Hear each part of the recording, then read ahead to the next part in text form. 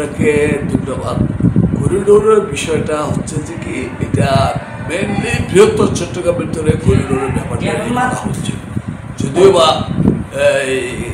কি বলে যে আপনার এটা গুন্দুম নামক একটা জায়গা আছে যেটা আপনার উখিয়াতে পড়ছে। তো সে বৃহত্তর চট্টগ্রামের ভিতরে আমি শুরুতে আপনাকে বলি, মাথায় রাখতে হবে বাংলাদেশকে, চট্টগ্রাম বাঁচলে বাংলাদেশ বাঁচবে, এটা হচ্ছে আমার মূল কথা। এখন এই যে করিডোরের কথাটা আসতেছে, why corridor has come into discussion, সেটা হচ্ছে যেহেতু সেখানে ওয়ালটন আবারও মিলিয়নিয়ার অফারে ওয়ালটন ফ্রিজ কিনে আপনিও হয়ে যেতে পারেন মিলিয়নিয়ার। প্রায় 15 লক্ষ মতো এখন রোহিঙ্গা আছে। সেই 15 লক্ষ রোহিঙ্গা কারণে আমাদেরকে বিভিন্ন রকম মানুষে বা বিভিন্ন দেশে আমাদেরকে এই রোহিঙ্গাদেরকে নিয়ে বিভিন্ন সলা পরামর্শ দিচ্ছে। এখানে আমরা রোহিঙ্গাদেরকে মানবিক কারণে আশ্রয় দিয়েছি, যেমন আমরা বলি। তদ্রুপ আমরা একটা বড় ভুল করে ফেলেছি, সেটা হচ্ছে রোহিঙ্গা আসার 2 মাসের মধ্যে এটা রোহিঙ্গা আসার সাথে সাথে একটা জাতিসংঘের কথাটা উঠছিল, কিন্তু তৎকালে একটা পররাষ্ট্রমন্ত্রী ছিল মিস্টার সৈয়দ মাহমুদ আলী। উনি করলেন কি, তাড়াতাড়ি করে সেই সরকারের আমলে চায়নার সাথে একটা চুক্তি করে ফেললেন যে এই ব্যাপারে জাতিসংঘ কোনো কথার দরকার নাই, চায়না এবং বাংলাদেশ যৌথভাবে এটা ফেসলা করবে। এই চুক্তিটা হচ্ছে আমাদের জন্য আত্মঘাতীমূলক একটা ঘটনা। যদি সেদিন সেই চুক্তি না হইতো তাহলে এখন এটা নিয়ে আপনি বৃহত্তর পরিসরে মার্কেট করতে পারতেন। এখন আপনি যে করিডোরের কথাটা আসতেছে কেন, যেহেতু আপনার 15 লক্ষ রোহিঙ্গা আপনার জন্য লাইবিলিটি হয়ে আছে, আপনাকে যেভাবে এটাতে উদ্ধার হইতে হবে। এখন এই উদ্ধার করার জন্য যেন তেন প্রকারেরও আপনি একটা দেশের স্বাধীনতা সার্বভৌমত্বের মধ্যে হাত দেওয়ার জন্য আপনাকে এই দায়িত্ব জনগণ দেয় নাই।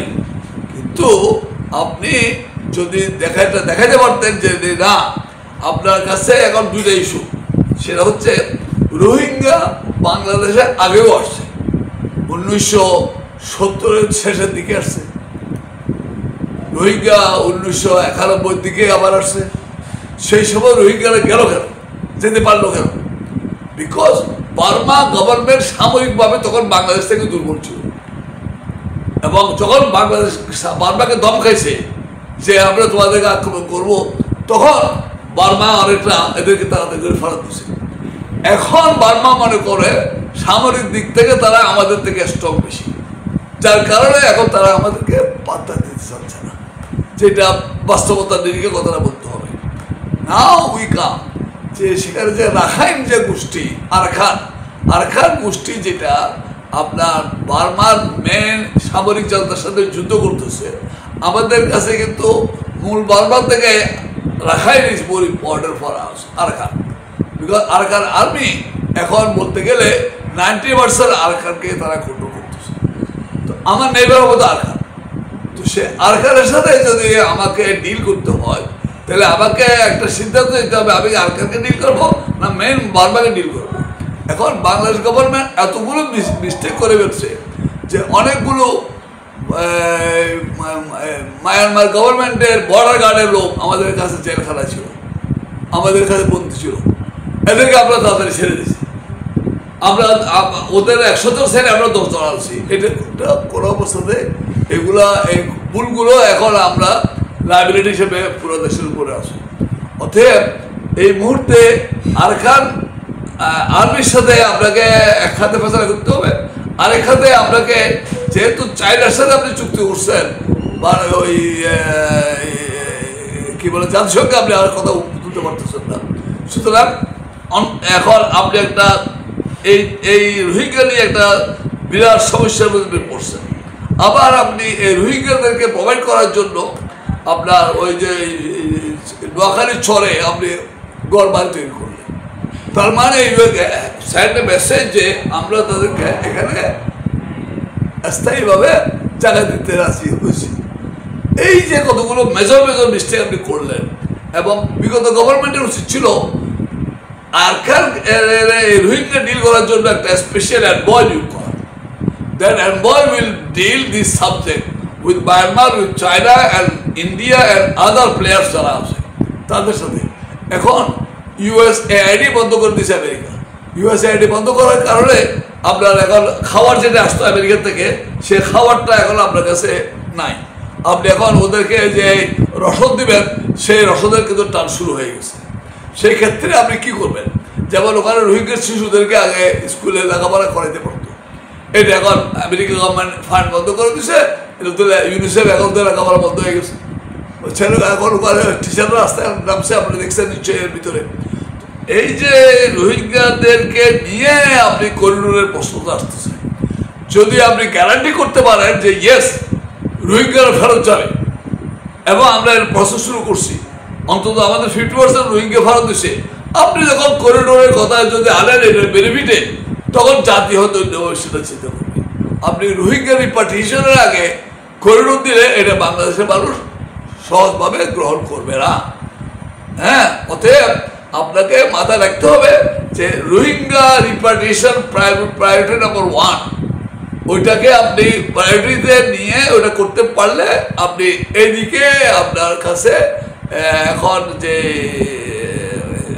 রোহিঙ্গাদেরকে রিপার্টি করার জন্য আপনি যদি সেই এক মানবিক করিডোর কথা বলতেছেন, ওদিকে আবার জাতিসংঘ বলছে আমরা আপনাদের থেকে করিডোর চাই নাই।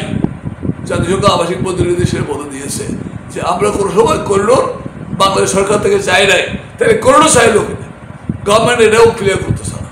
এবং গভর্নমেন্ট বলছে করিডোর নামক কোনো জিনিস, প্রধান উপদেষ্টা তার বক্তৃতা বলছেন যে আমরা কোনো করিডোর নিয়ে কোনো আলোচনা আমাদের মধ্যে নাই। তাইলে এখন করিডোর যদি আলোচনা না থাকে, রোহিঙ্গা রিপার্টিশনের ব্যাপারে কতটুকু অগ্রগামী হয়, এটা আমার মনে হয় প্রতি মাসে দেশবাসীকে একটা ব্রিফিং দিলে ভালো হয়। বন্দরের মধ্যে আপনার আগে 1980-র দশকের শেষে এবার 90 দশক পর্যন্ত বন্দরে আপনার প্রায় 22,000 শ্রমিক ছিল। আমি সেই বন্দর শ্রমিকদের প্রধান উপদেষ্টা ছিলাম, এবং আমার হাতে সমস্ত বন্দরের সিবি আমার হাতে পরিচালনা হতো। যেটা 1998 সালের পরে আমি মহিউদ্দিন চৌধুরীকে বললাম যে তুমি এখন দায়িত্বটা নাও, আমার পক্ষে আর সম্ভবপর নয়। আমি সেই 1980-র মাঝখান থেকে নিয়ে 1998 পর্যন্ত এক ক্রমে বন্দর আমি হ্যান্ডেল করে গেছিলাম। এখন 2004-এ এসে আপনার গভর্নমেন্ট সিদ্ধান্ত নিল বন্দর বেসরকারি খাতে পরিচালনা করবে। বেসরকারি দেশীয় খাত দিয়ে আপনার বন্দর পরিচালনা করতেছে। এখন আপনি বন্দর পরিচালনার জন্য যদি আন্তর্জাতিক মহলকে আবেদন করেন, সে আন্তর্জাতিক মহলের কোনো ইনভেস্টমেন্ট কি এখানে হয়েছে? আমি এখানে ইস্যু আসতেছে এলসিটি নিয়ে, হ্যাঁ, নিউমরিক কন্টেনার টার্মিনাল নিয়ে কথা আসতেছে, নট এজ এ হোল বন্দর। নিউমরিক কন্টেনার টার্মিনাল তৈরি করা হয়েছে বাংলাদেশ গভর্নমেন্টের টাকায় বা চট্টগ্রাম বন্দরের টাকায়। এটা নিউমরিক কন্টেনার টার্মিনাল কোনো বিদেশি অনুদানে হয় না। তাইলে আপনি যদি এখন যেখানে আগে জাহাজের 12 দিন থেকে 14 দিন লাগতো একটা জাহাজ খালি হয়ে যাওয়ার জন্য, সেখানে এখন কিন্তু আলহামদুলিল্লাহ আমরা এখন কিন্তু 48 ঘন্টা থেকে 72 ঘন্টার মধ্যে চলে আসি। তো আমাদের ওয়েতে আমরা এটা চালাচ্ছি। যদি কোনো বিদেশি অর্গানাইজেশন, আপনি টার্মিনালকে আপনি বিদেশিদেরকে দিয়ে কাজ করেন, যেহেতু এখানে বিশাল ইনভেস্টমেন্ট লাগবে, $1 বিলিয়ন। নিউমরিক কন্টেনার টার্মিনালের জন্য আমরা কোনো বিদেশি এখানে নিয়োগ করতে হলে তার ইনভেস্টমেন্ট লাগবে। তো তার ইনভেস্টমেন্ট কি এখানে? তার তো কোনো ইনভেস্টমেন্ট নাই। ইনভেস্টমেন্ট আমি করে ফেলছি। আমি এটা পরিচালনা যদি করতে না জানি, তাহলে তো আমি বাংলাদেশ হিসেবে আমার ম্যানেজমেন্টের যে রং মেসেজ যাবে ওয়ার্ল্ড, যে আমার টাকা দিয়ে আমি বানাইছি এনসিটি, এটা পরিচালনার জন্য আপনাকে আর ধরছে কেন? পৃথিবীর বিভিন্ন দেশে হয় বিল অপারেট অ্যান্ড ট্রান্সফার। আপনার টাকা বিল করবেন, আপনি এটা 10 বছর 20 বছর 30 বছর অপারেট করে আপনি লাভ নেবেন, দেন আপনি আমাকে মালিকানা দিয়ে বলবেন। এটা তো সেই সিস্টেমে যাচ্ছেন না। আপনি যদি আপনি বিল অপারেট ট্রান্সফারে না যান, তাহলে আপনি এনসিটি বিদেশিকে দেওয়ার জন্য আমার মনে হয় না বাংলাদেশের মানুষ এটাকে সাপোর্ট করবে। যদিও ডিপি ওয়ার্ল্ডের একটা নাম আছে সারা পৃথিবীতে, দ্যাট ইজ অ্যানাদার সাবজেক্ট। সেই ডিপি ওয়ার্ল্ড গিয়ে আমাদের ব্যাটার বাড়া, সেটা চালা। কিন্তু আমাদের এমন না যে গাড়ি আমি কিনছি, গাড়ি চালানোর জন্য ড্রাইভার আমাকে বিদেশ থেকে হায়ার করে আনতে হবে। এটা আমরা যদি প্লেন চালাইতে পারি, আমাদের দেশীয় পাইলটরা আলহামদুলিল্লাহ তুলনামূলকভাবে আমি মনে করি আমাদের পাইলট অনেক অনেক অনেক টেকনিক্যালি সাউন্ড। হ্যাঁ, সেক্ষেত্রে আমরা অ্যাক্সিডেন্ট চালানোর জন্য বাইরে থেকে পরিচালনা করতে হবে, এটা আবার মনে হয় মানুষ গ্রহণ করবে না। সাংবিধানিক সংস্কারের ব্যাপারে আমাদের যে জিনিসগুলো আপনি দেখতে পাই, যেহেতু আলহামদুলিল্লাহ আমি অনেকবার আল্লাহ আমাকে পার্লামেন্টে রাখছে।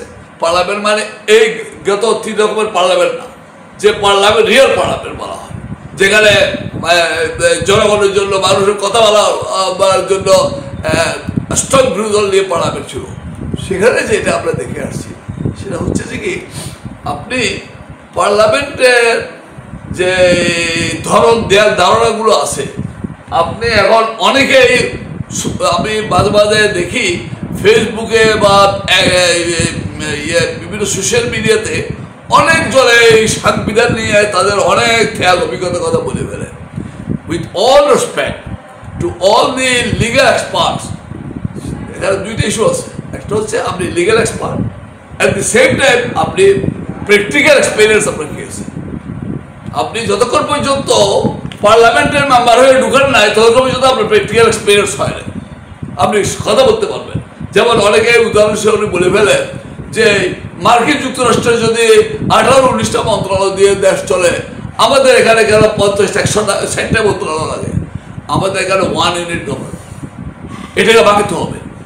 আমাদের দেশে যদি রিয়েলি মানুষকে জনগণে দৌড়ায় যদি বিচার ব্যবস্থা নিতে চাই, মানুষকে ন্যায় বিচার দিতে চাই, আমাদেরকে অন্ততপক্ষে যেটা আব্দুল মুহিত চৌধুরীর নেতৃত্বে একটা কমিশন করছে গভর্নমেন্ট, যেটাকে বলা হয় প্রশাসনিক সংস্কার, সেখানে উনি বলছেন 4টা প্রদেশ করাটা ইমিডিয়েটলি দরকার। যদি আপনি 4টা প্রদেশ আপাতত করেন, তাহলে আপনি কি হচ্ছে, আপনি 4টা হাইকোর্ট পেয়ে যাচ্ছেন পারমানেন্ট, আপনি 4 জন পুলিশের আইজি পেয়ে যাচ্ছেন, আপনি 4 জন ডাইরেক্টর জেনারেল এডুকেশন পেয়ে যাচ্ছেন।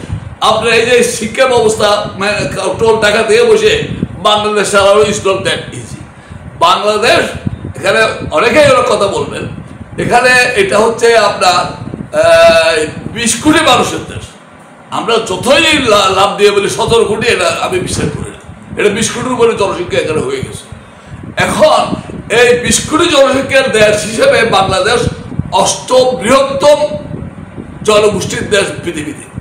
তাহলে পৃথিবীতে বিভিন্ন দেশ, আপনারা অনেকে উদাহরণ দেন, জাপান যদি 1 ইউনিট হিসেবে চলতে পারে, ইংল্যান্ড যদি 1 ইউনিট হিসেবে চলতে পারে, আমরা পারবো না কেন? এরকম অনেকে অনেক কথা বলে ফেলেন, আমি দেখছি, শুনছি, পড়েছি, অনেক মিডিয়াতেও আসছে। এখানে বুঝতে হবে, আমার মতো জনসংখ্যা জাপানের আয়, আমার মতো জনসংখ্যা ইংল্যান্ডের আয়, যারা 1 ইউনিট গভর্নমেন্ট চালায় তাদের জনসংখ্যা আমার মতো সবার নয়। আপনার প্রশাসনটা লাগতেছে জনসংখ্যাকে কন্ট্রোল করার জন্য, আপনার এলাকা কন্ট্রোল করার জন্য প্রশাসন দরকার হচ্ছে। হ্যাঁ, সেটা হচ্ছে আপনার ডিফেন্স ফোর্স, সেটা হচ্ছে প্রতিরক্ষার ব্যাপার, এলাকা কন্ট্রোল পাহারা দেওয়া। কিন্তু আমার দেশের মানুষকে আমাদের যদি নিয়ন্ত্রণের মধ্যে রাখতে হয়, আইন শৃঙ্খলার উন্নতি করতে হয়, লেখাপড়ার যদি সমাজ ব্যবস্থাতে যদি গতি আনতে হয়, বিচার ব্যবস্থার যদি পরিবর্তন আনতে হয়, আমাকে 4 প্রদেশ করে 4 চিফ মিনিস্টার করে এটাকে বাস্তবায়ন করা ছাড়া এই মুহূর্তে কোনো বিকল্প নাই। কারণ আপনি সরকার হচ্ছেন জনগণের জন্য। যদি if you feel that government is for the people, of the people, by the people, তাহলে পিপলকে হ্যান্ডেল করার জন্য you need decentralisation of power. Decentralisation of power যতক্ষণ আপনার হবে না, ততক্ষণ পর্যন্ত আপনি এটা কার্যকরী করতে পারবেন না। অনেকে আমাকে, আমি এটার উপরে একদিন আলোচনা করার পরে আমাকে কয়েকজন ফোন করেছেন, ইভেন প্রাক্তন সেনাবাহিনীর কয়েকজন অফিসারও আমাকে কথা বলছেন যে এটা তো আমাদের সিকিউরিটি থ্রেট হইতে পারে। আরে ভাই, সিকিউরিটি থ্রেট তো হইতেই পারে, সিকিউরিটি থ্রেট এখনো হইতে পারে। আপনি প্রদেশ করলে সিকিউরিটি থ্রেট হবে, কারণ সেনাবাহিনী বা প্রতিরক্ষা প্রদেশের সাথে জড়িত নয়। আপনার সেন্ট্রাল গভর্নমেন্ট যেটা আন্ডারে থাকবে প্রতিরক্ষা, সেন্ট্রাল গভর্নমেন্টের আন্ডারে থাকবে পররাষ্ট্রনীতি, সেন্ট্রাল গভর্নমেন্টের আন্ডারে থাকবে বাংলাদেশ ব্যাংক সহ আপনার অর্থনৈতিক ব্যবস্থা। আপনি প্রাদেশিক সরকার তো এটা ডিল করবে না। সুতরাং প্রাদেশিক সরকার যদি আপনি করেন, দেশের মানুষের জন্য উপকার হবে, এবং সেই ক্ষেত্রে আপনার 2 কক্ষ বিশিষ্ট পার্লামেন্টের দরকার হবে না। আপনি 2 কক্ষ বিশিষ্ট পার্লামেন্ট করে কতগুলো খরচ বাড়াচ্ছেন রাষ্ট্রের উপরে। আপনি সেই দুই কক্ষ বিশিষ্ট পার্লামেন্ট আমাদের দরকার হবে না যদি আমরা প্রাদেশিক গভর্নমেন্ট করি আর ওয়ার্ল্ড পার্লামেন্ট থাকে, তাহলে 300 এমপি থেকে আপনি কমাইতে পারবেন, আপনি 200 এমপি দিয়ে পার্লামেন্ট চালাতে পারবেন।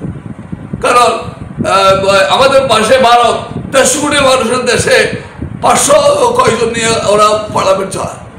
এখন সেখানে যেটা আছে আমাদের সেখানে যদি দুঃখ বিষ্ট করতে হয় সেটা আপনি প্রাদেশিক গভর্নমেন্ট করার পরে সেখান থেকে আপনি প্রস্তাব নিয়ে আসেন, প্রাদেশিক পরিষদগুলো থেকে আপনি প্রমোশনের লোক নিয়ে আপনি যদি 2 কক্ষ বানাতে হয় আর পরে যেয়ে বানান। 3, আপনি এখন বলতেছেন যে 100 মহিলা আপনি বানাতে চান পার্লামেন্টের মেম্বার, আপনি 100 মহিলা পার্লামেন্টের মেম্বার বানাবেন। ওখানে মহিলার এমপিরও কনস্টিটিউয়েন্সি, ওখানে একটা মনে করেন একটা পার্লামেন্টের মেম্বার যারা এক্সিস্টিং 300 জন, ওর মধ্যে একটা কনস্টিটিউয়েন্সি, ওদের সাথে একটা দ্বন্দ্ব শুরু হবে। এই যে দ্বন্দ্ব হবে, এই দ্বন্দ্বের মধ্যে মহিলা এমপি বলবে আমি বড় এলাকার এমপি, আমার কথাও সুপেরিয়ার। এখন প্রশাসন করে কি এগুলো এনজয় করে। প্রশাসন কিভাবে, সিভিল ব্যুরোক্রেটদের কাজটা হচ্ছে আপনার সাথে আরেকজন জনপ্রতিনিধি দ্বন্দ্ব লাগাই দিলে কি করবে, সে বেনিফিটটা নেবে।